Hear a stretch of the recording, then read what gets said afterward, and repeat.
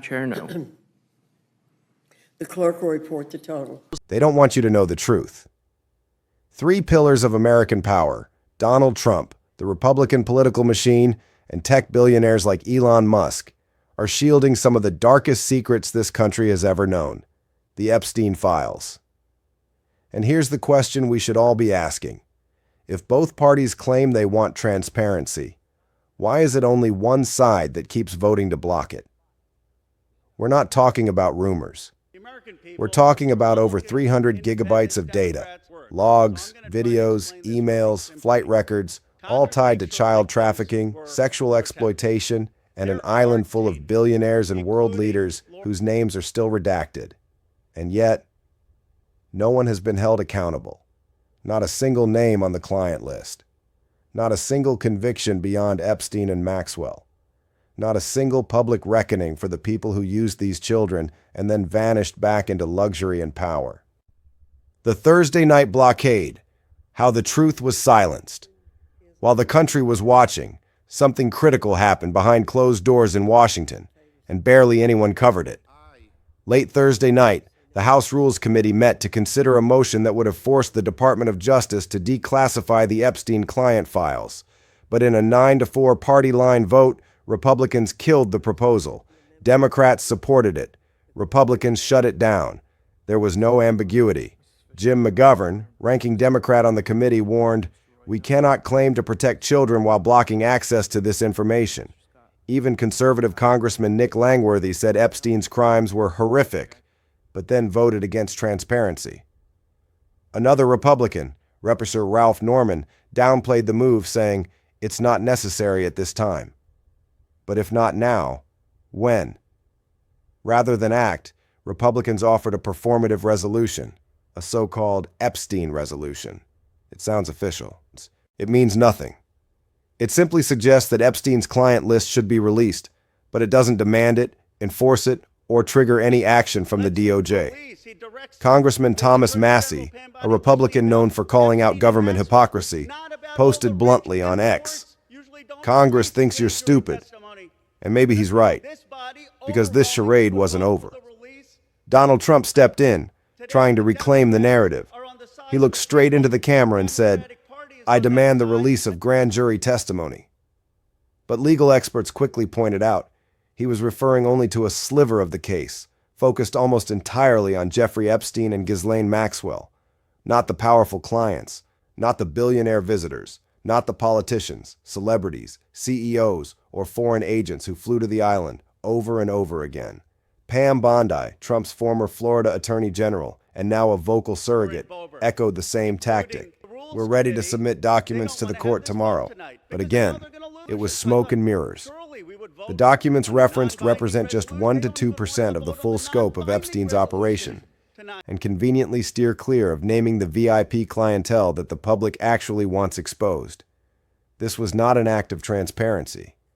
It was damage control, cleverly designed to appear like a push for justice, while protecting the most powerful players from scrutiny. And that's the real story here.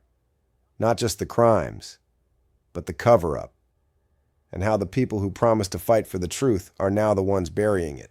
They don't want you to know the truth. That's not conspiracy theory. That's the real-world message coming from the actions of the 3 most influential pillars of American power: Donald Trump, the Republican political elite, and billionaire tech giants like Elon Musk. Each of them, whether through silence, distraction, or political theater, has helped protect what may be the darkest, most dangerous secrets in modern American history: the Epstein files. At every step, we're told, "We care about the children. We're for transparency. The system is corrupt." But when it comes time to actually act, they stall, they shift, they spin. Ask yourself, why would the same party that claims to fight the deep state vote to protect it? Why did House Republicans, who spend hours grandstanding about child trafficking, shut down a proposal to expose Epstein's clients? These aren't just contradictions. They're intentional misdirections. Remember this: over 300 gigabytes of sealed evidence exists. Photos, documents, communications, client lists, flight logs, payment records. It's all there. Evidence connected to a decades-long operation involving underage trafficking, political blackmail, and international elites. But not one VIP client has been indicted. Not one politician. Not one Fortune 500 name. Not one prince, billionaire, or ex-president. The public has been spoon-fed the same two names, Jeffrey Epstein and Ghislaine Maxwell. But the real question has always been, who were they protecting? Who paid for it? Who joined in?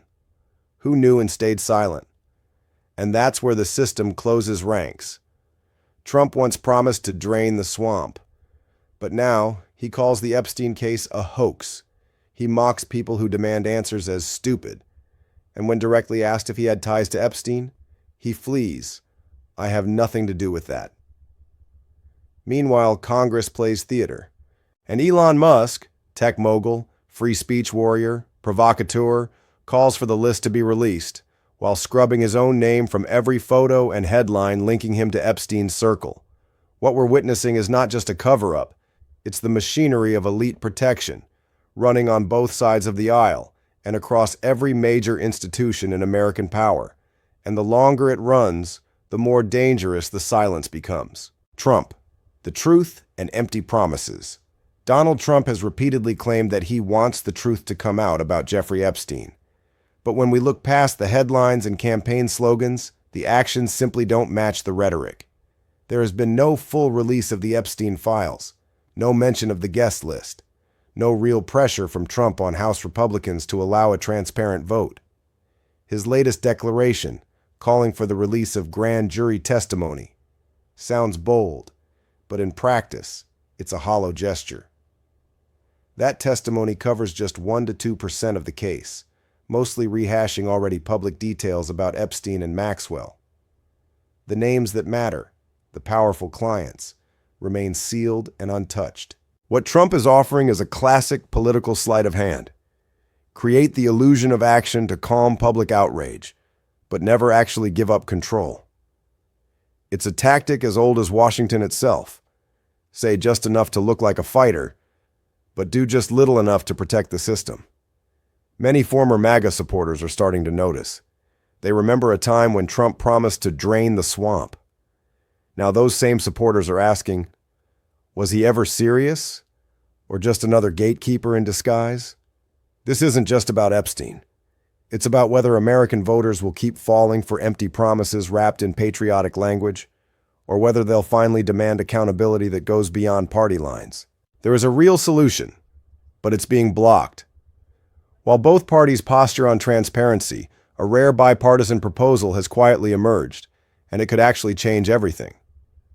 Introduced by Democratic Representative Ro Khanna and Republican Representative Thomas Massie, this bill would require the Department of Justice to release the full Epstein case files with proper safeguards to protect the identities of victims. It's straightforward, enforceable, and exactly what the American public has been demanding. Surprisingly, it's not just Democrats backing this effort. 10 Republican lawmakers from the MAGA wing, including Marjorie Taylor Greene and Lauren Boebert, have signed on in support. This level of cross-party consensus on such a volatile issue is rare and should have triggered immediate momentum in the House. But here's the problem. Speaker of the House Mike Johnson is delaying the process.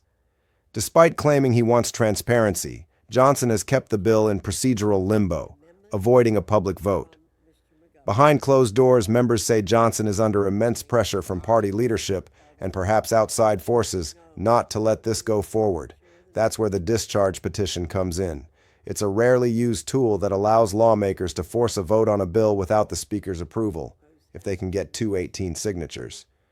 But it requires political courage, and so far, it's been stalled. Republican members face retaliation from leadership, and many Democrats fear looking too aligned with controversial MAGA figures, even when the goal is truth. So once again, politics gets in the way of justice. The mechanism for transparency exists. The support is building. But the gatekeepers on both sides are doing what they do best: stall, distract, and protect the system, until Americans demand otherwise.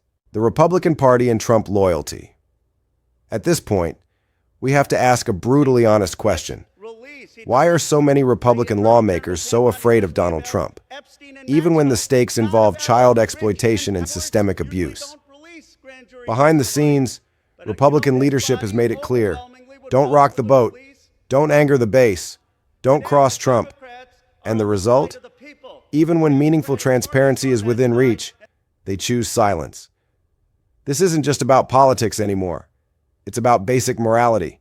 When victims of sex trafficking are begging for accountability, when names of powerful men remain hidden, why is the GOP, the so-called party of law and order, choosing to protect the powerful instead of the children?